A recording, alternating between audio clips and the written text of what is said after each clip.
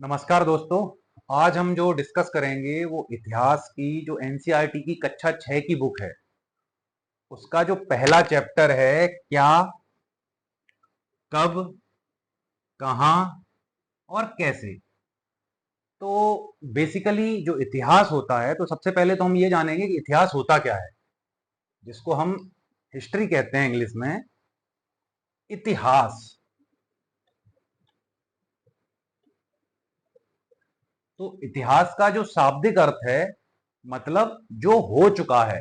इति प्लस हास यानी जो हो चुका है,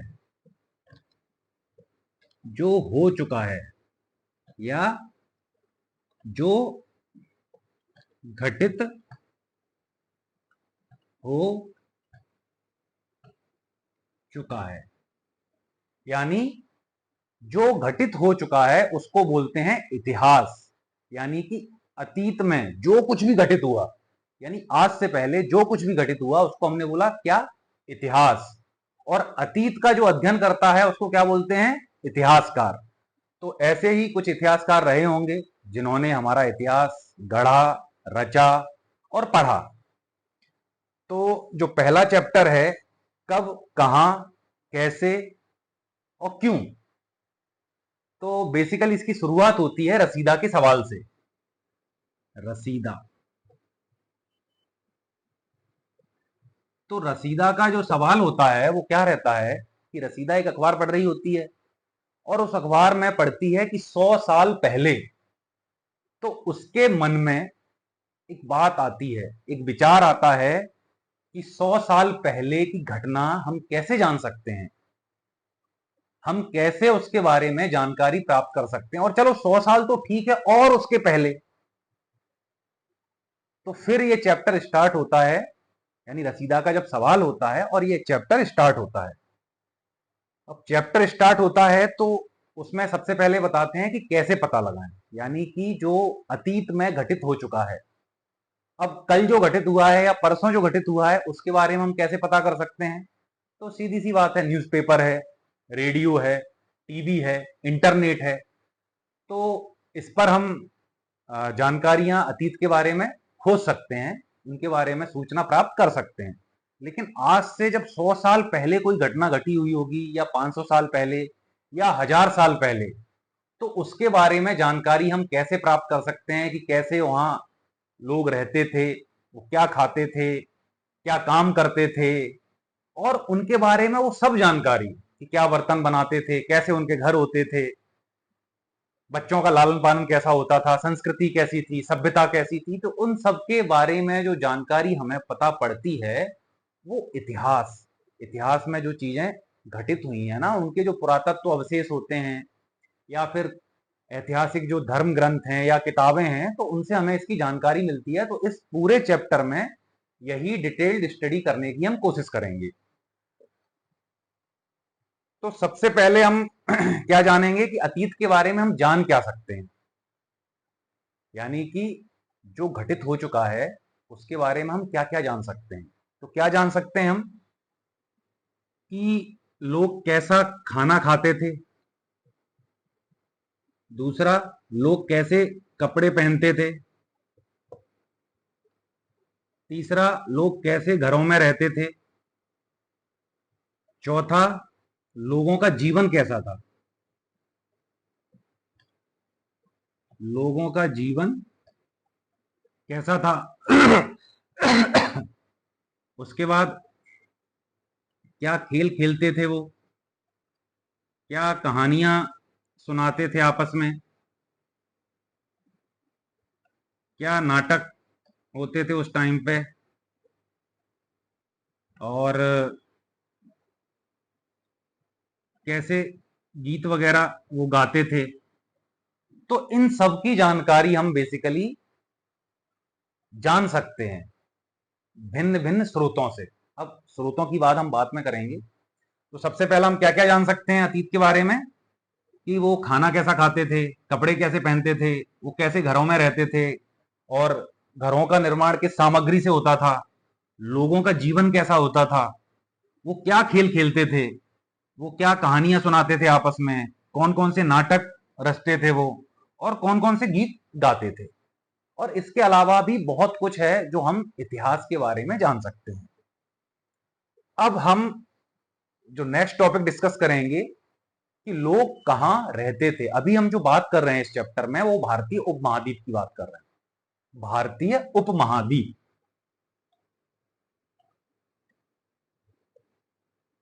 भारतीय उपमहाद्वीप। अब आपने महाद्वीप तो सुना कि भैया एक बहुत बड़ा विशाल भूखंड जो चारों तरफ से अन्य किसी भूखंड से अलग रहता है, उसको बोलते हैं महाद्वीप। यानी द्वीप मतलब समुद्र का एक छोटा भूमि का टुकड़ा, और महाद्वीप मतलब बहुत बड़ा टुकड़ा, और चारों तरफ से वो समुद्र से घिरा रहता है, तो इसको तो बोलते हैं महाद्वीप। अब बात आई उपमहाद्वीप की, और पूरे संसार में सिर्फ एक ही उपमहाद्वीप है जो कि है भारत, यानी भारतीय उपमहाद्वीप। अब भारतीय उपमहाद्वीप के अंग कौन कौन से हैं, यानी कि वर्तमान में कौन कौन से देश इस उपमहाद्वीप के पार्ट हैं, तो वो कौन कौन से हैं। सबसे पहला है भारत, दूसरा है पाकिस्तान, तीसरा है बांग्लादेश, चौथा है नेपाल, पांचवा है भूटान, और छठवा है श्रीलंका। तो बेसिकली ये भारतीय उपमहाद्वीप के पार्ट हैं। अब भारतीय उपमहाद्वीप को उपमहाद्वीप क्यों कहा जाता है, क्योंकि एक तो ये विशाल बहुत है और इसकी प्राकृतिक सीमाएं हैं, इसलिए इसको उपमहाद्वीप कहा जाता है। यानी एक तो ये विशाल बहुत है। अब आप देख लो ना, भारत, पाकिस्तान, बांग्लादेश, भूटान, नेपाल और श्रीलंका एक अपने आप में बहुत बड़ा विशाल भूखंड है, और इसकी प्राकृतिक सीमाएं हैं। प्राकृतिक सीमाएं काय काय से बनी है। जो प्राकृतिक सीमाएं हैं, अगर हम भारत का नक्शा अगर देखते हैं थोड़ा, आप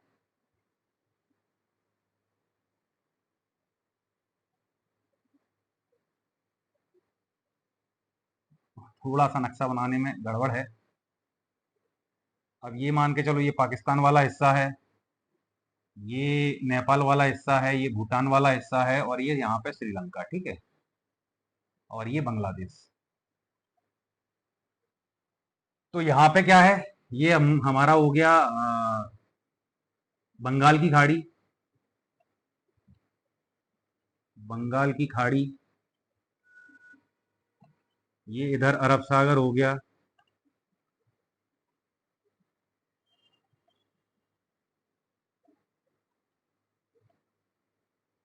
इधर हिंद महासागर,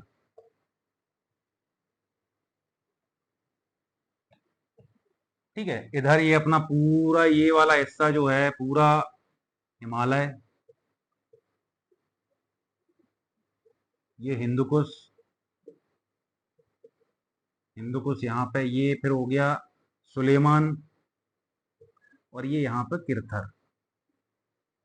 तो देखा जाए तो चारों तरफ से ये प्राकृतिक आकृतियों के द्वारा अलग होता है दूसरे भूभागों से, जैसे चाइना से, इधर अपना जो मध्य एशिया है उससे, इधर अपना समुद्र से अपना नीचे का हिस्सा अलग हो जाता है। तो एक तरफ तो यहाँ समुद्र है, यहाँ ये पहाड़ियां हैं, यहाँ ये पहाड़ियां हैं, तो एक ये पूरा भूभाग अलग हो जाता है, और इसलिए इसको क्या बोला जाता है, उपमहाद्वीप। ठीक है, तो याद रखना कि भारतीय उपमहाद्वीप को उपमहाद्वीप क्यों बोला जाता है, तो उसका कारण है एक तो इसकी विशालता, और दूसरा ये प्राकृतिक सीमाएं बनाता है। यानी प्राकृतिक सीमाओं जैसे पहाड़ी, पर्वत, समुद्र आदि से ये अन्य दूसरे देशों से बिल्कुल अलग है, तो इसलिए इसको क्या बोला जाता है, भारतीय उपमहाद्वीप। तो अब हम भारतीय उपमहाद्वीप के बारे में जब पढ़ेंगे तो सबसे पहला क्या पढ़ेंगे कि लोग कहां रहते थे। यानी कि अगर भारत में लोगों के रहने के जो प्राचीनतम साक्ष्य मिले वो कहां मिले हैं, तो उसके बारे में हम थोड़ा देख लेते हैं। लोग कहां रहते थे। तो लोग कहाँ रहते थे? तो सबसे पहला जो प्राचीनतम मानव का साक्ष्य मिला है वो मिला है नर्मदा मानव का। भारत में किसका मिला है? भारतीय उपमहाद्वीप में नर्मदा मानव। और ये कहां मिला है? हथनौरा। हथनौरा एक गांव है जो नर्मदा नदी के किनारे स्थित है। नर्मदा नदी के किनारे, ठीक है। नर्मदा नदी, और नर्मदा नदी किनारे डिस्ट्रिक्ट कौन सा है इसका? तो इसका डिस्ट्रिक्ट है सीहोर। और सीहोर जो डिस्ट्रिक्ट है उसमें जो हथनौरा गांव है ना, वहां पे 1982 में एक अरुण सोनकिया जी थे, पुरातत्वविद। तो उनको सबसे पहले एक मानव की खोपड़ी मिली, और उस खोपड़ी की जब डेटिंग की गई तो पता पड़ा ये तो लाखों वर्ष पुरानी है, और उससे पहले का कोई साक्ष्य नहीं मिला भारतीय उपमहाद्वीप में। तो अब तक ज्ञात स्रोतों के अनुसार भारतीय उपमहाद्वीप में प्राचीनतम मानव के साक्ष्य मिले हैं तो कहां से मिले हैं? हथनौरा से। और कहां मिले हैं? नर्मदा नदी के किनारे। और इनको क्या बोला जाता है? नर्मदा मानव। और ये किस डिस्ट्रिक्ट में है यानी जिले में है? तो सीहोर में। और सीहोर जिला किस प्रदेश में है? तो वो है मध्य प्रदेश में। अब थोड़ी सी जानकारी हम एक्स्ट्रा यहां पे ले लेते हैं नर्मदा नदी के बारे में। तो नर्मदा नदी के बारे में सीधी सी बात है, कहां से निकलती है? अमरकंटक की पहाड़ियों से, ठीक है। अमरकंटक की पहाड़ियां कहां हैं? मध्य प्रदेश में। और ये कहां जाके अपने जल का प्रवाह समा देती है? तो वो है खंबात की खाड़ी। और लगभग लगभग ये 1312 किलोमीटर लंबी है, ठीक। तो ये नर्मदा नदी की एक बेसिक जानकारी हो गई। और एक अगर और एक्स्ट्रा जानकारी हम लेना चाहें तो उसमें इतना है कि जो नर्मदा नदी है वो रिफ्ट वैली है। रिफ्ट वैली क्या होती है कि मान के चलो ये एक भूमि का टुकड़ा है, ये पूरा, ये मेरे हाथ और ये वाला भी हाथ, ठीक है। थोड़ा सा इसको और अच्छे से समझ लेते हैं। ये मान के चलो ये पूरा एक टुकड़ा है। अब धीरे धीरे क्या हुआ कि ये जो बीच वाला हिस्सा है, जो डस्टर है, उसको हम बीच वाला हिस्सा मान लेते हैं, और ये यहां से धीरे धीरे ये हिस्सा ऐसे नीचे खिसक गया, ठीक है। ये नीचे खिसक गया तो यहां पे एक ये रिफ्ट बन गई, ठीक है। तो ये बेसिकली क्या है? एक रिफ्ट वैली है। तो नर्मदा नदी कहां से बहती है? एक रिफ्ट वैली से बहती है, जो कि भूगर्भिक कारणों से उत्पन्न होती है रिफ्ट वैली। तो ये तो हो गया कि लोग कहां रहते थे। तो सबसे प्राचीनतम साक्ष्य जो मिला है वो कहां से मिला है? नर्मदा नदी के किनारे। और नर्मदा नदी कहां से बहती है? मैक्सिमम मध्य प्रदेश से बहती है, और उसके बाद फिर वो गुजरात जाती है, और गुजरात के बाद कहां समा जाती है? खंबात की खाड़ी, जो कि अरब सागर में स्थित है।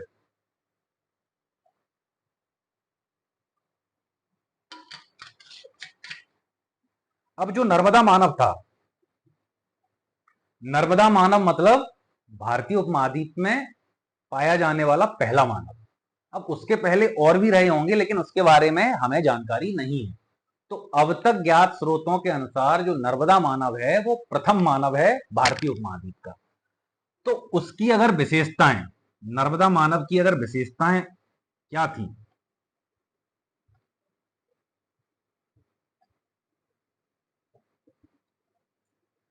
तो विशेषताएं सबसे पहला तो कुशल संग्राहक, कुशल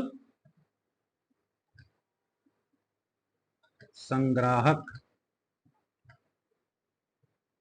और दूसरा आखेटक, यानी कि शिकारी। अब कुशल संग्राहक क्यों था?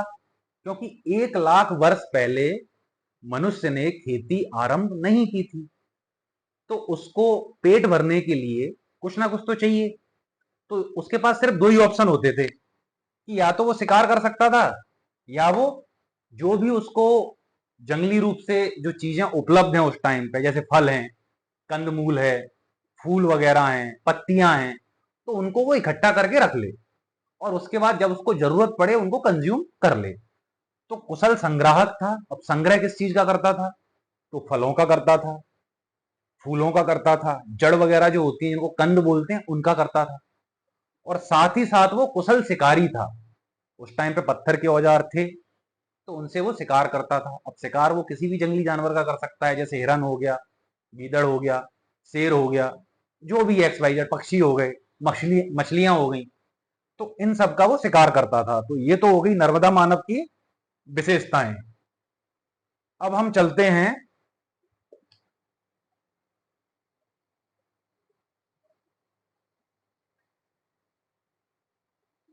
कि अभी तक तो वो संग्रह कर रहा था, अब थोड़ा सा आगे आते हैं और भारतीय उपमहाद्वीप में देखते हैं कि सबसे पहले जो गेहूं, जौ और चावल के प्राचीनतम उपजाने के साक्ष्य कहां मिले, यानी कि खेती के साक्ष्य, खेती के प्राचीनतम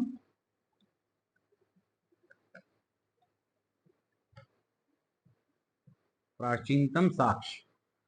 तो ये सबसे पहले तो कहां मिले हैं? मेहरगढ़। दूसरा कोल डिहवा, इसको, हाँ, कोल डिहवा और गारो पहाड़ियां।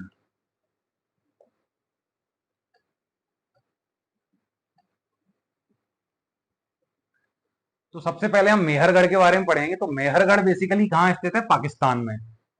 और ये कहां पे स्थित है? जो सुलेमान किरथर वाला जो क्षेत्र है, यानी पाकिस्तान और अफगानिस्तान बॉर्डर पे पहाड़ियां हैं। इसको हम थोड़ा विजुलाइज करते हैं कि जो भारत का उत्तर पश्चिम वाला इलाका है भारतीय उपमहाद्वीप का, यानी कि पाकिस्तान का बाउंड्री लाइन, तो वहां पे कौन सी पहाड़ियां हैं? सुलेमान और किरथर। तो सबसे पहले जो पामीर की गांठ है ऊपर, मान के चलो ये भारत का नक्शा है, जैसे मैं ही मान के चल रहा हूं, ठीक है, ये यहाँ पे भारत का नक्शा है। तो यहां से ये अपनी पामीर की गांठ है, इधर हिमालय निकला है, इधर क्या निकला है? हिंदू कुश श्रेणी। हिंदू कुश श्रेणी अफगानिस्तान से होती हुई जब पाकिस्तान और अफगानिस्तान की बाउंड्री बनाती हुई नीचे जाती है, तो उसी का जो दक्षिण पूर्वी हिस्सा है ना, उसको बोलते हैं सुलेमान और किरथर पहाड़ियां। तो सुलेमान और किरथर पहाड़ियों के ऊपर ही, यानी उसी वाले हिस्से में, सुलेमान किरथर पहाड़ियां, तो इस हिस्से में एक मेहरगढ़ करके गांव था। वहां पे 8,000 साल पहले के गेहूं और जौ के प्राचीनतम साक्ष्य मिले हैं। तो यानी सबसे पहले अगर भारतीय उपमहाद्वीप में गेहूं और जौ कहां उपजाए गए थे, तो वो उपजाए गए थे कहां पे? मेहरगढ़ में। और मेहरगढ़ कहां स्थित है? पाकिस्तान अफगानिस्तान बॉर्डर पे, बेसिकली तो पाकिस्तान में ही है, पर सुलेमान किरथर पहाड़ियों की जो रेंज है वहां पे स्थित है। और बेसिकली ये जो बोलन नदी है ना, बोलन नदी के किनारे स्थित है। और बोलन नदी के जो घाटी है उसी को बोला जाता है बोलन दर्रा, यानी कि खैबर, सॉरी, कौन कौन से दर्रे हैं वहां पे? खैबर, गोमल और बोलन। खैबर, उसके बाद है गोमल और उसके बाद है बोलन। तो बोलन दर्रा किसके नाम पे पड़ा है? बोलन नदी के नाम पे। और बोलन नदी के किनारे ही है क्या? मेहरगढ़ गांव, जहां से मिले हैं कृषि के प्राचीनतम साक्ष्य। और कृषि के प्राचीनतम साक्ष्य में भी कौन से? गेहूं और जौ के साक्ष्य। दूसरा है ये कोल डिहवा। अब कोल डिहवा कहां पड़ता है? जो विंध्य पर्वतमाला है, जो बेसिकली मध्य प्रदेश में पूरा, यानी नर्मदा घाटी के उत्तर में पूरे मध्य प्रदेश में फैली हुई है, और जो उत्तर प्रदेश तक पूरा चला जाता है, इलाहाबाद का एरिया जो है। तो इलाहाबाद में कोल डिहवा नामक एक गांव है, वहां से चावल के प्राचीनतम साक्ष्य मिले। और जो गारो पहाड़ियां हैं, गारो पहाड़ियां कहां हैं? मेघालय में। गारो, खासी, जयंतियां बेसिकली यहाँ की जनजातियां हैं, और इन्हीं के नाम पे इन पहाड़ियों के नाम पड़े हैं, गारो, खासी और जयंतियां। और ये किसका हिस्सा है? तो ये भारतीय उपमहाद्वीप का ही हिस्सा है, जो कि देखा जाए तो जो प्रायद्वीपीय पठार है उसका विस्तार है। बस वो थोड़ा सा अलग हो गई है, वो हम आगे जब भूगोल का डिस्कस करेंगे तब उसके बारे में डिटेल डिस्कशन करेंगे। तो गारो पहाड़ियां में जो गारो जनजाति है उसने भी सबसे पहले चावल उगाया। और आपको पता है भारत में लगभग लगभग 50,000 स्थानीय प्रजातियां हैं चावल की। और ये अपना जो गारो पहाड़िया यानी मेघालय वाला जो हिस्सा है उसमें 10,000 स्थानिक प्रजातियां हैं चावल की। तो आप समझ सकते हैं कि भारत अपने आप में बहुत समृद्ध है चावल की खेती में। तो जो गारो पहाड़िया में जो गारो जनजाति है वो बेसिकली चावल को मीमा बोलती है। चावल को क्या बोलती है? मीमा। और इसका अर्थ होता है चावल की मां।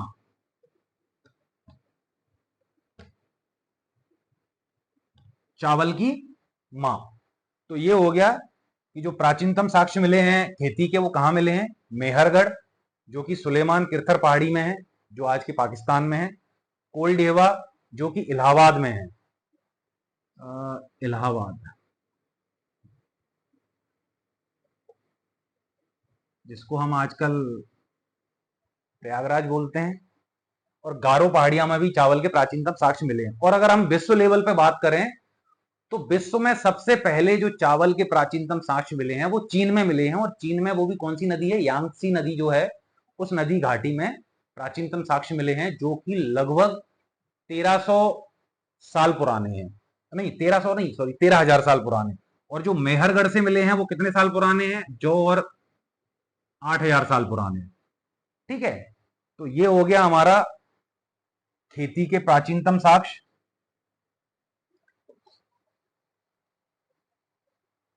अब उसके बाद हम देखते हैं कि आरंभिक नगरीकरण, जो हमारा चैप्टर है वो हमें बताता है कि आरंभिक नगरीकरण कहां हुआ था।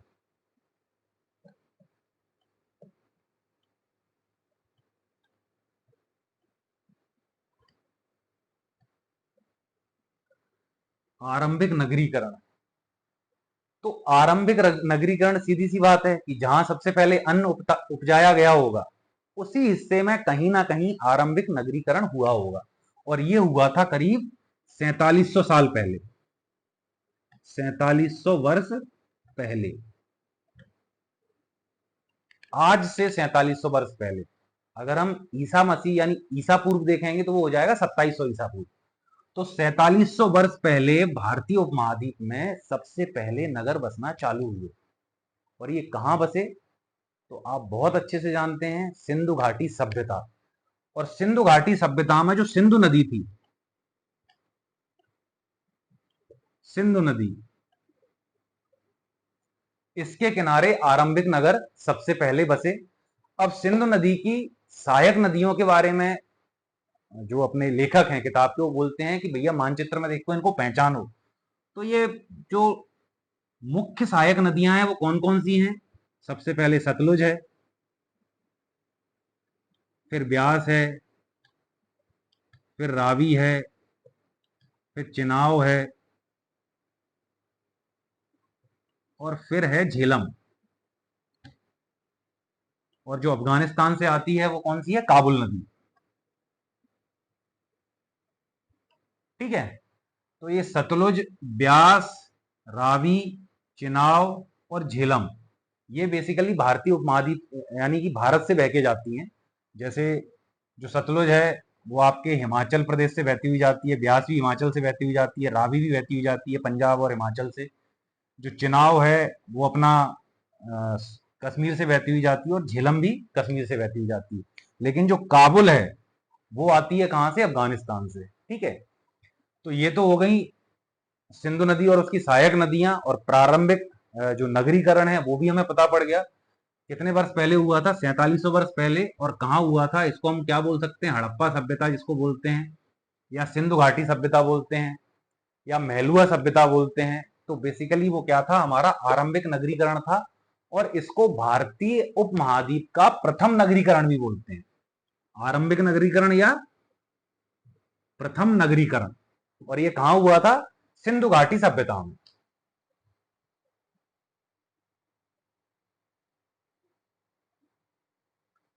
अब थोड़ा आगे जब चलते हैं तो इतिहासकार हमें बताते हैं कि सबसे पहले बड़े बड़े राज्यों की स्थापना कहां हुई थी, साम्राज्यवादी राज्यों की स्थापना कहां हुई थी, तो ये हुई थी गंगा और सोन नदी घाटी में।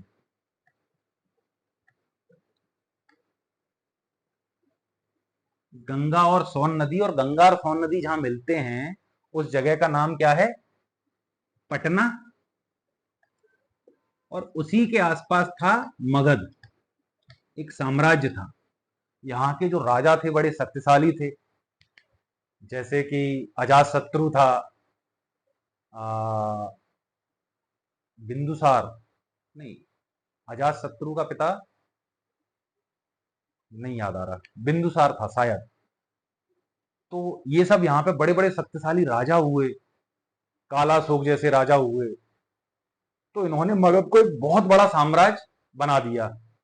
तो ये कितने साल पहले हुआ था, लगभग लगभग आज से पहले, तो ये हुआ था करीब 2700 2500 साल पहले।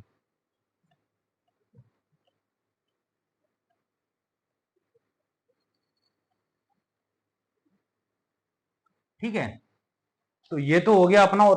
और जब ये गंगा और सोन नदी किनारे जब मगध साम्राज्य का उत्कर्ष हुआ था, महाजनपदों का उत्कर्ष हुआ था, तो उसी फेज को हम बोलते हैं द्वितीय नगरीकरण। द्वितीय नगरीकरण।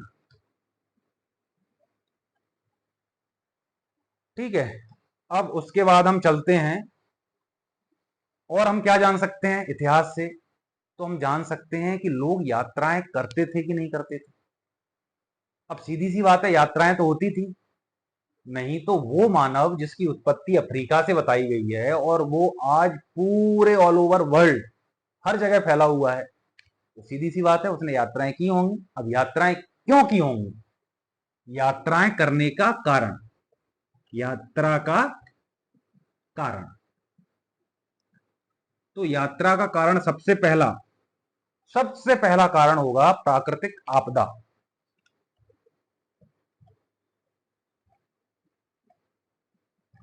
प्राकृतिक आपदा। ठीक है, दूसरा होगा खाने की खोज।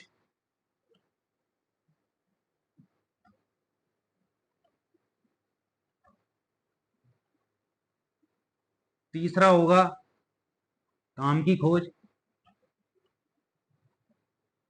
चौथा होगा सैन्य विजय।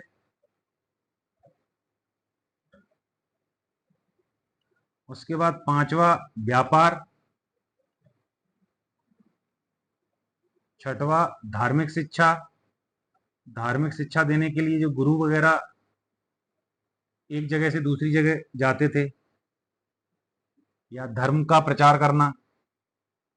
सातवां होगा नई खोज। नई खोज यानी नई नई जगहों की खोज करने के लोग एक जगह से दूसरी जगह जाते थे। तो यात्रा करने के कारण क्या क्या रहे होंगे, एक तो हो गया प्राकृतिक आपदा। जैसे मैं मान के चलो यहाँ रह रहा हूँ और एकदम से यहाँ बाढ़ आ जाए और बाढ़ लगातार रहे, सब कुछ नष्ट हो जाए, तो सीधी सी बात है मैं कुछ अच्छी जगह पे पलायन कर जाऊंगा जहां मुझे रहने की अच्छी व्यवस्था मिल जाए, खाने की अच्छी व्यवस्था मिल जाए, काम वगैरह मिल जाए। दूसरा खाने की खोज। अब सीधी बात है, अगर कहीं भुखमरी है, जैसे हम सिंपल सी चीज देखते हैं कि बुंदेलखंड वाला एरिया है, वहां से पलायन बहुत होता है। क्यों? क्योंकि वहां वाकई में लोगों के पास खेती नहीं है, और जो खेती है वो पूरी उजाड़ है, बंजर जमीन है, तो वहां उतना अच्छे से फसल पैदावार नहीं होती, तो लोग कहाँ दूसरी जगह पलायन कर जाते हैं। फिर काम की खोज। ऐसा भी होता है वहां पे कि काम नहीं मिलता लोगों को, क्योंकि ना तो खेती है ज्यादा अच्छी और ना ही वहां पे उद्योग धंधे डेवलप हैं, तो वो काम की खोज में एक जगह से दूसरी जगह चले जाते हैं। सैन्य विजय। सैन्य विजय सीधी सी बात है कि उत्तर भारत से दक्षिण भारत में जो लोग गए हैं, जो उत्तरी भारत के जो बासिंदे थे वो गए हैं, तो वो राजाओं की जो सेना होती थी, अब वहां पे वो युद्ध करने के लिए गए। जब वो जीत गए तो वहीं फिर वो बस जाते थे। राजा ने बोला आप यहीं रुको, आप यहाँ का प्रशासन देखो, आप यहाँ की सेना देखो, तो वो लोग फिर वहीं बस जाते थे।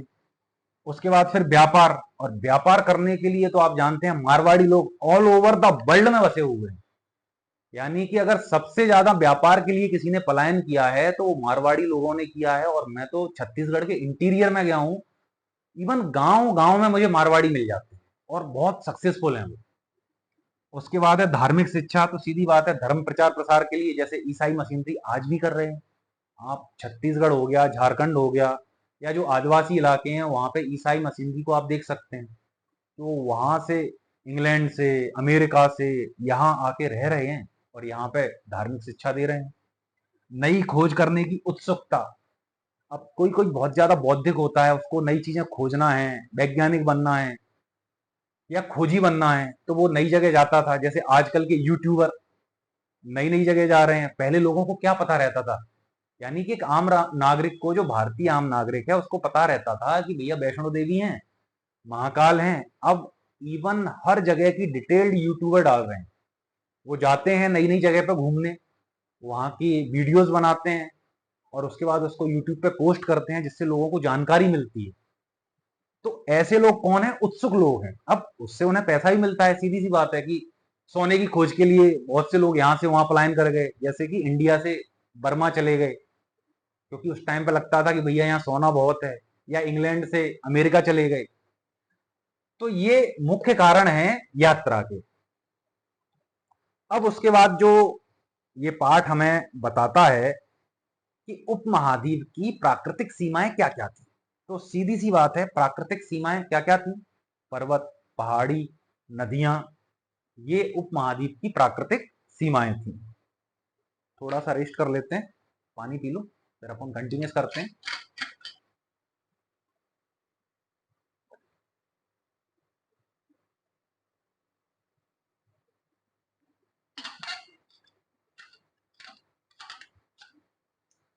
अब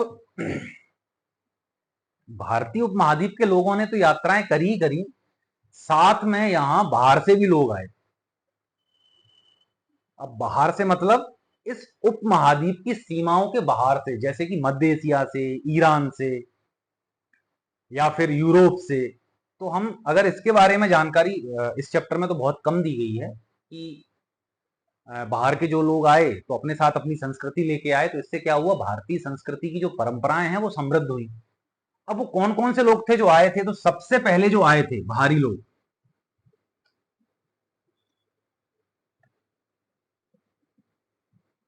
अब कहने के लिए तो ये भी बोलते हैं कि आर्य भी बाहर से आए थे, लेकिन अभी तक पूर्ण रूप से इसके साक्ष्य नहीं मिले हैं कि आर्य वाकई में बाहर से आए थे कि यहीं के थे। तो इस पे क्या है, इतिहासकारों में मतभेद है, तो उसको हम छोड़ देते हैं। तो सबसे पहला जो बाहरी आक्रमण हुआ था हमारे देश पे और वहां के लोग यहाँ आके बस गए थे, तो वो थे ईरानी। और वो कौन थे? हकमनी एक वंश है ईरान का, उसके दरियाबाबू प्रथम राजा थे, उन्होंने आक्रमण किया था। तो ईरानी सबसे पहले आए, फिर यूनानी आए, फिर उसके बाद शक आए, फिर उसके बाद कुषाण आए, उसके बाद हूण आए। हूणों के बाद फिर अरब आए,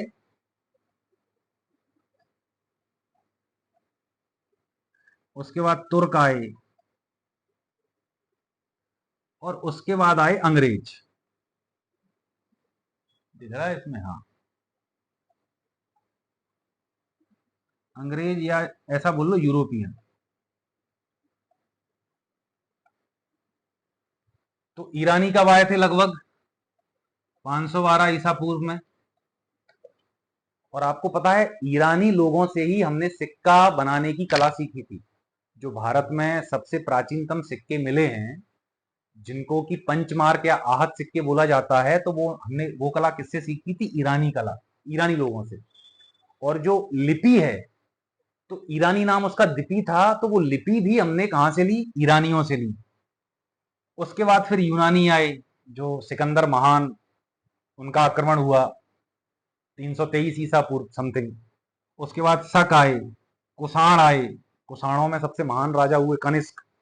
हूण आए, अरब आए शायद 712 या 13 ईस्वी में। उसके बाद तुर्क आए, जिन्होंने दिल्ली सल्तनत की स्थापना की। और उसके बाद फिर यूरोपियन आए। तो इस तरीके से भिन्न भिन्न काल क्रम में भिन्न भिन्न बाहरी लोग भारत में आते गए, और भारत में आते गए, लेकिन ये ऐसा नहीं हुआ कि भारत से इन्होंने अंग्रेजों को छोड़ दिया जाए कि लूटा खसूटा, वो यहीं आके बस गए और अपने साथ अपनी कलाएं, सांस्कृतिक विविधता लेके आए, अपनी परंपरा लेके आए। और यहां पे जब वो रच बस गए तो एक नई संस्कृति का उदय हुआ। तो भारतीय जो संस्कृति थी वो तो मूल रूप में बनी ही रही, साथ ही साथ इसने बाहरी लोग जो आए थे उनकी संस्कृति को अपनाया, और भारतीय संस्कृति में विविधता बहुत आ गई। इसलिए हम बोलते हैं कि भारत की विशेषता क्या है? विविधता। तो इस तरीके से बाहरी लोग आए और उनका प्रभाव क्या रहा कि भारतीय सांस्कृतिक परंपराएं बहुत ही ज्यादा समृद्ध हो गई। अब उसके बाद जो नेक्स्ट टॉपिक इसमें हम पढ़ते हैं कि भारतीय उपमहाद्वीप, इसको पहले भारत ही बोला जाता था, भारतीय उपमहाद्वीप को, ये देश तो बाद में अलग अलग हुए। तो इसका जो नाम था, देश का नाम, वो कैसे पड़ा और क्या क्या इसके नाम हैं? तो जब हम ऋग्वेद को पढ़ते हैं तो ऋग्वेद हमें बताता है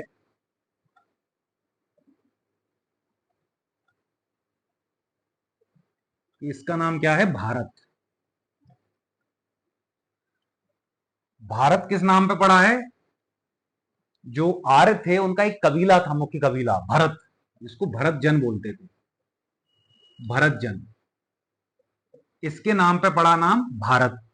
साथ ही साथ इसका नाम जम्बूद्वीप भी बोला जाता है पुराणों वगैरह में। जम्बूद्वीप का मतलब है जामुन का द्वीप, जामुन का द्वीप। जामुन बेसिकली वही जामुन जो इस मौसम में बहुत आ रही है और हमारे स्वास्थ्य के लिए बहुत ज्यादा लाभदायक है, और हर बंदे को पूरे सीजन में कम से कम 250 ग्राम जामुन तो खाना चाहिए, जिससे हमारा जो एलिमेंट्री कैनाल है ना, उसकी सफाई हो जाती है। तो इसका नाम जम्बूद्वीप भी मिलता है हमें जब हम कोई श्लोक वगैरह शादियों में या यज्ञ वगैरह हम देखते हैं, भरत खंडे जम्बूद्वीपे। फिर इसका जो दूसरा नाम है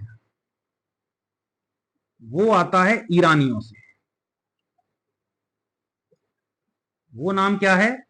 हिंदू। और ये निकला कहां से? सिंधु से। बेसिकली 512 ईसा पूर्व में जब ईरानी यहां पे आए तो उन्होंने सिंधु नदी को देखा। अब वो सा का उच्चारण नहीं कर पाते थे तो उन्होंने सिंधु को बोला हा, सा को वो हा बोलते थे, तो सिंधु की जगह क्या हो गया? हिंदू। और हिंदू नदी के पूर्व में रहने वाले जितने भी लोग थे उन्होंने उसको पूरे को बोला क्या? हिंदू। तो ये नाम कहां से आया? हिंदू, ईरानियों से। फिर एक नाम है इंडिया, ये किसने दिया हमको? यूनानियों ने। तो इन्होंने क्या, जो सिंधु था उसको बोला इंडो या इंडस, तो इन्होंने बोला इसको इंडस। सिंधु नदी को क्या बोला? इंडस। और फिर ये इंडस यूरोप में जाके हो गया इंडिया। तो आज हम जिस हिंदू की या जिस इंडिया की बात करते हैं और जिस पे हम अपने राष्ट्रवाद का निर्माण कर रहे हैं, वो नाम बेसिकली हमें बाहरी लोगों ने दिए थे। लेकिन वो बाहरी कब थे? आज से 500 यानी आज से करीब करीब 2700 वर्ष पहले, ना कि अब। वो तो बाद में यहीं रच बस गए। तो ये हमारी विविधता है कि हम सबको एक्सेप्ट कर लेते हैं। भारत की बहुत अच्छी विशेषता है कि हमारी एक्सेप्टेंस पावर ना वर्ल्ड में सबसे अच्छी है। हमने सोचो एक बाहरी नाम, यानी बाहरी लोगों ने हमारा नाम रखा हिंदू, और उस नाम के बेसिस पे आज पूरा हिंदू राष्ट्रवाद चल रहा है। मैक्सिमम लोगों को तो ये भी नहीं पता होगा कि ये जो हिंदू नाम है वो हमको बाहरी लोगों ने दिया है, ये हमारा खुद का नहीं है, ये हमको बाहरी लोगों ने दिया है। और हम एकदम फूले समाये फिरते रहते हैं कि नहीं हम हिंदू हैं, गर्व से कहो हम हिंदू। अरे भैया हम हैं, हम मानते हैं, लेकिन पहले उसका डिटेल जानो, ये हिंदू आया कहां से है? ये हमारा ही, हमारे लोगों का ही है, लेकिन हमको किसके द्वारा दिया गया? ईरानियों के द्वारा। तो ये हो गई नाम की कथा। कि हमको ऋग्वेद में भारत कहा गया है और ये हमारा मूल नाम है। जैसे हिंदुस्तान बोलते हैं, हाँ हिंदुस्तान, हिंदुस्तान जो शब्द है वो सबसे पहले एक सासानी वंश था जिसने भारत पर कुछ समय के लिए शासन किया था उत्तरी हिस्से में। तो उनका एक अभिलेख है, उसमें हिंदुस्तान, हिंदुस्तान नाम का वर्णन मिलता है सासानी अभिलेख में।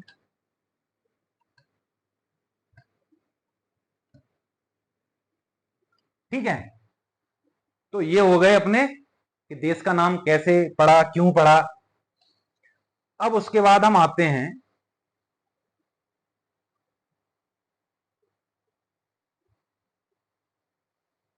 कि अतीत के बारे में कैसे जाने। अतीत के बारे में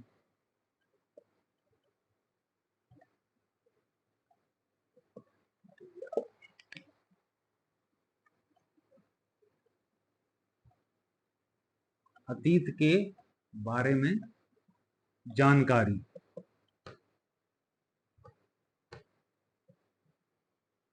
ठीक है, तो अतीत के बारे में जानकारी हमको बेसिकली कहां से मिलती है, तो उसकी जानकारी के स्रोत रहते हैं। सबसे पहले पांडुलिपि।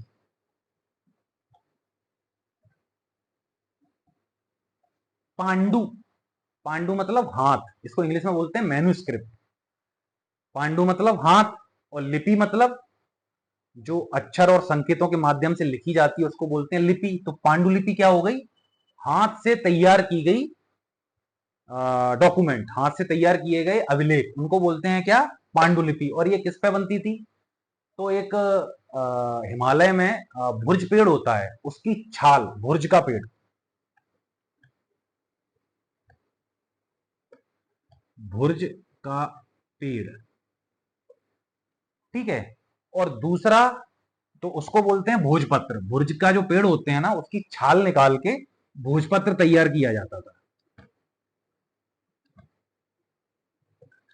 और दूसरा एक होता था ताड़ का पेड़, ताड़ का पेड़, तो उसको बोला गया कि ताड़ पत्र। ताड़ के पेड़ के जो पत्ते रहते थे उनसे और भुर्ज के पेड़ की छाल से, तो भुर्ज के पेड़ की छाल से बनता था भोजपत्र और ताड़ का पेड़ से बनता था ताड़पत्र। तो इन पे लिखी जाती थी पांडुलिपि, इन पे जो मैन्यु यानी लिखावट की जाती थी उसको बोलते थे पांडुलिपि। और पांडुलिपि बेसिकली ज्यादा पुरानी नहीं, 1000 साल पुरानी है, उससे पुरानी पांडुलिपि का इतिहास हमें मिलता नहीं है भारतवर्ष में। और इसमें बेसिकली राजाओं के बारे में जानकारी, धार्मिक जानकारी, व्यापारियों के बारे में जानकारी मिलती है, जैसे जैन धर्म है, बौद्ध धर्म है, इनके बारे में जानकारी मिलती है। और बेसिकली ये कहाँ मिलते थे, यानी पाए जो गए हैं आज तक वो कहाँ पाए गए हैं, जैसे बौद्ध विहार हैं, जैन विहार हैं, मंदिर हैं, यहाँ पे ये पाए जाते थे। फिर अतीत के बारे में जो दूसरा स्रोत है जानकारी का, वो क्या है, वो है महाकाव्य, यानी कि ग्रंथ। अब ग्रंथ में कुछ भी हो सकता है, महाकाव्य हैं, कविता है, नाटक हैं। तो बेसिकली ये किस भाषा में लिखे गए हैं, भारतीय उपमहाद्वीप में जो सबसे प्राचीनतम मिले हैं या तो संस्कृत में या फिर प्राकृत भाषा में। प्राकृत भाषा जो आम जनता की भाषा थी उसको प्राकृत भाषा बोला गया। बेसिकली ये संस्कृत भाषा से ही निकली है, जैसे संस्कृत से प्राकृत निकली, प्राकृत से फिर धीरे धीरे हिंदी का विकास हुआ। और तीसरी भाषा जो मुख्य रूप से रही तमिल, तो तमिल भाषा भाषा में भी महाकाव्य मिले हैं। उसके बाद आते हैं अभिलेख।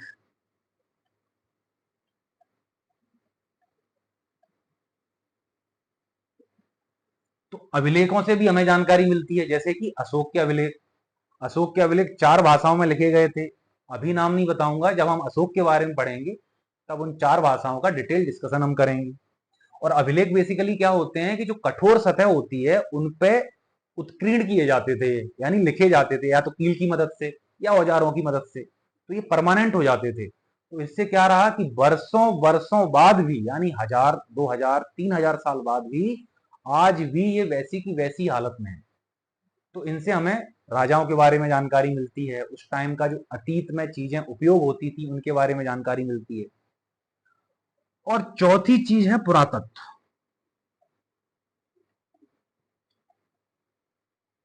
पुरातत्व सामग्री। अब पुरातत्व सामग्री में क्या आ जाएगा? पुरातत्व मतलब पुराने तत्व, यानी कि अतीत में जो चीजें बनाई गई और जिनका उपयोग किया गया और जो अब बची रह गई उनको बोला जाता है क्या? पुरातत्व। और पुरातत्व के बारे में जो अध्ययन करता है उसको बोलते हैं पुरातत्वविद। तो अब उसमें कौन कौन सी, जैसे महल हो गए, घर हो गए, या फिर कोई अनाज वगैरह का साक्ष्य मिला, यानी अनाज वगैरह रखने के लिए जो टोकरी वगैरह या फिर जो बर्तन वगैरह बनाए जाते थे, कोई नाव वगैरह है, जैसे हड़प्पा में हमको बहुत सारे किले मिले हैं, दीवारें मिली हैं, नालियां मिली हैं, एक बहुत बड़ा स्नान कुंड मिला है। तो ये सब क्या है? पुरातत्व के स्रोत हैं और इनसे हमें जानकारी मिलती है कि लोग वहां कैसे रहते थे, कैसे घरों को उपयोग करते थे, घर किस सामग्री से बने होते थे, कौन कौन से हथियार उपयोग करते थे। तो ये सब चीजें आ जाएंगी पुरातत्व सामग्री में। तो अतीत के बारे में जो हमें जानकारी मिलती है वो कहां से मिलती है? पांडुलिपि से, ग्रंथों से, अभिलेखों से और पुरातत्व सामग्री से। अब जो नेक्स्ट टॉपिक हम पढ़ेंगे वो पढ़ेंगे अतीत एक या अनेक। बड़ा अच्छा टॉपिक है ये, अतीत एक या अनेक। तो कहने के लिए तो अतीत एक होता है, लेकिन हर व्यक्ति का अतीत अलग अलग होता है। जैसे कि एक वर्तमान अगर हम घटना लें और उससे फिर हम अतीत की जानकारी को जोड़ें तो हमें थोड़ा अच्छे समझ में आएगा। जैसे कि धीरू भाई अंबानी का जो पोता है या पर पोता है, अगर उससे पूछा जाए कि तुम्हारा अतीत कैसा था, तो वो बताएगा कि मेरे पापा बहुत बड़े बिजनेसमैन थे, उनके पापा बहुत बड़े बिजनेसमैन थे, उनके पापा बहुत बड़े बिजनेसमैन थे। लेकिन एक साधारण मनुष्य को जो बहुत गरीब है, खेत किसानी कर रहा है, उसको अपने अतीत के बारे में इतनी जानकारी नहीं होगी, क्योंकि अंबानी ने अपना इतिहास संग्रहित करवा के रखा होगा, कहीं ना कहीं लिखवा के रखा होगा। लेकिन एक आम नागरिक जो खेत में किसानी कर रहा है, बहुत गरीब है, उसको अतीत से कोई मतलब नहीं है। तो उसका अतीत कैसा रहा होगा उसको पता नहीं होगा, लेकिन उसके भी पिता कहीं ना कहीं किसान ही रहे होंगे या मजदूर रहे होंगे। तो हर किसी का अतीत अलग होता है। जैसे कि हम अगर वर्गों के बारे में जानकारी लेते हैं कि ब्राह्मणों का अतीत कैसा था, शूद्रों का अतीत कैसा था, क्षत्रियों का अतीत कैसा था, तो हर वर्ग का अतीत बहुत अलग अलग रहा। जैसे कि राजाओं का अतीत बहुत अलग रहा, व्यापारियों का अतीत उनसे अलग रहा, साधारण नागरिकों का अतीत बहुत अलग रहा। उस टाइम नागरिक यानी संकल्पना नहीं आई थी, तो साधारण जो मनुष्य थे उनका अतीत बहुत अलग रहा होगा। अब सीधी बात है, एक शिकारी है तो शिकारी का अतीत क्या रहा होगा? या तो नदी किनारे रहता होगा, या फिर किसी पेड़ पर रहता होगा, या पेड़ के नीचे रहता होगा। सुबह निकलता होगा, शिकार करता होगा, शाम को आता होगा, उस शिकार को भून के खाता होगा, उसकी जो खाल है उसको बाजार में जाके बेच देता होगा। ये अतीत रहा होगा किसका? शिकारी का। अब एक व्यापारी है, उसका अतीत क्या रहा होगा कि भैया वो व्यापार के लिए एक जगह से दूसरी जगह की यात्रा करता था, लोगों से चीजें खरीदता था, फिर उनको दूसरी जगह जाके बेच देता था। एक राजा का अतीत क्या रहा होगा कि भैया वो वहां का राजा रहा होगा, उसने पूरी प्रजा पे शासन किया होगा, उसने वहां के प्रशासन नीतियां बनाई होंगी, दूसरे जो राज्य थे उन पे आक्रमण किया होगा, अच्छा खाना खाता होगा, अच्छे महल में सोता होगा, सारी सुख सुविधाएं होंगी उसके पास, और उसने अपना अतीत अच्छे से लिखवाया। तो आज हम देखते हैं कि अतीत में मैक्सिमम जानकारी हमें राजाओं के बारे में होती है, आम लोगों के बारे में जानकारी बहुत ही कम होती है। कारण क्योंकि आम लोगों के पास इतने रिसोर्स नहीं थे कि वो अपने इतिहास को लिखवा सके। लेकिन राजा, व्यापारी, व्यापारियों का भी अच्छा इतिहास मिलता है, लेकिन खासकर राजा, सीधी बात है, जो राजा होता है उसका इतिहास होता है। जैसे एक कहावत है ना, जो जीतता है ना इतिहास उसी का होता है। क्यों होता है? क्योंकि वो विजेता है, उसके पास रिसोर्स हैं, वो इतिहास को अपने हिसाब से मैनिपुलेट कर देता है। तो हमेशा याद रखना, इतिहास पूर्ण रूप से सत्य नहीं है। आज हम जो इतिहास पढ़ रहे हैं ना, हो सकता है आज से 10 साल बाद वो इतिहास बदल जाए, कुछ और जानकारी हमें हासिल हो जाए, तो इतिहास बदल भी सकता है। तो इतिहास पूर्ण रूप से सत्य नहीं होता, लेकिन हाँ, सत्य होता है जो हमें जानकारी मिलती है उसके आधार पे हम ये विवेचना कर सकते हैं कि हमारा इतिहास कैसा रहा होगा। आज ये जो घटनाएं हो रही हैं उसके पीछे कहीं ना कहीं कोई कारण ऐतिहासिक होता है। तो अतीत एक या अनेक, तो हर व्यक्ति का अलग अलग अतीत होता है, ये हमको समझ में आ गया। अब जैसे सीधा सा फंडा है, एक राजा और एक किसान के अतीत के बारे में क्या असमानताएं हो सकती हैं? तो सीधी बात है, एक किसान खेती करता था लेकिन एक राजा राजपाट चलाता था। एक किसान पूरे दिन काम करता था लेकिन एक राजा पूरे दिन काम नहीं करता था, बढ़िया अपने दासों के साथ बैठा है, अपने मंत्रियों के साथ बैठा है, अपनी रानियों के साथ बैठा है, अंतपुर में आराम से मनोरंजन कर रहा है। लेकिन एक किसान ऐसा नहीं कर सकता। तो ये हो गया अतीत एक या अनेक। अब हम बात करते हैं तिथियों का मतलब। तिथि,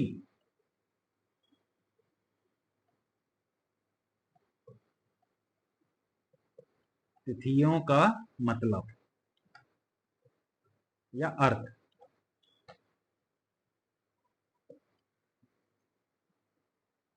तो जो तिथियों की गणना है, इतिहास की किताबों में जो तिथियों की गणना होती है वो ईसा मसीह के जन्म के अनुसार होती है। ईसा मसीह का जन्म, ठीक है। थोड़ा इसको और ऐसे समझेंगे, ये ईसा मसीह का जन्म।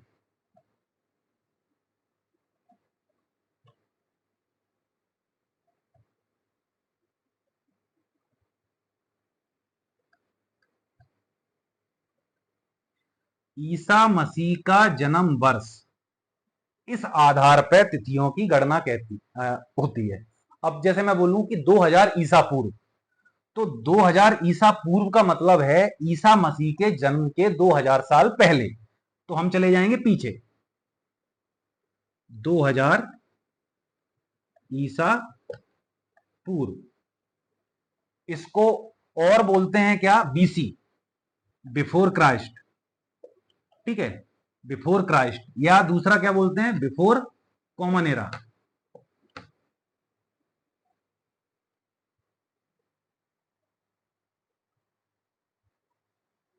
अब हम अगर सिंपल बोल रहे हैं 2000 ईस्वी, तो वो क्या होगा? ईसा मसीह के जन्म के 2000 साल बाद। तो इसको बोलेंगे अपन 2000 ईस्वी। इसको हम बोलते हैं कॉमन एरा।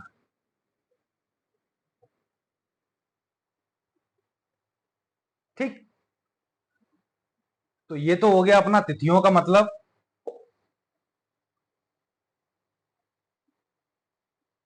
तो अब हम सवाल पे आते हैं कि जो रसीदा थी और जो हमारा पाठ था वो एक सवाल से चालू हुआ था कि 100 साल पहले की चीजों के बारे में हम कैसे जानेंगे कि चीज कब हुई, क्यों हुई, कैसे हुई, कहां हुई। तो ये सब हम जानते हैं अतीत का अध्ययन करके। और अतीत का अध्ययन कौन करता है? इतिहासकार, जिसमें पुरातत्वविद भी होते हैं, जो पुरातत्व जो सामग्री होती है उसका अध्ययन करते हैं, पांडुलिपियों का अध्ययन करते हैं, ग्रंथों का अध्ययन करते हैं। और इस तरीके से पूरा इतिहास का निर्माण होता है। जो हम इतिहास पढ़ते हैं इसका निर्माण इसी तरीके से होता है। तो अब ये सवाल आपको एकदम कंफर्म, यानी जवाब कंफर्म हो गया होगा कि अतीत के बारे में हमें जानकारी कहां से मिलती है? तो पांडुलिपियों से मिलती है, ग्रंथों से मिलती है, पुरातत्व सामग्री से मिलती है। नेक्स्ट हम जो टॉपिक पढ़ेंगे वो हिस्ट्री का जो चैप्टर 2 है क्लास 6 का, वो पढ़ेंगे। तब तक के लिए धन्यवाद। जय हिंद, जय भारत। और अगर आपको ये वीडियो पसंद आए तो प्लीज कमेंट में जरूर बताएं। धन्यवाद।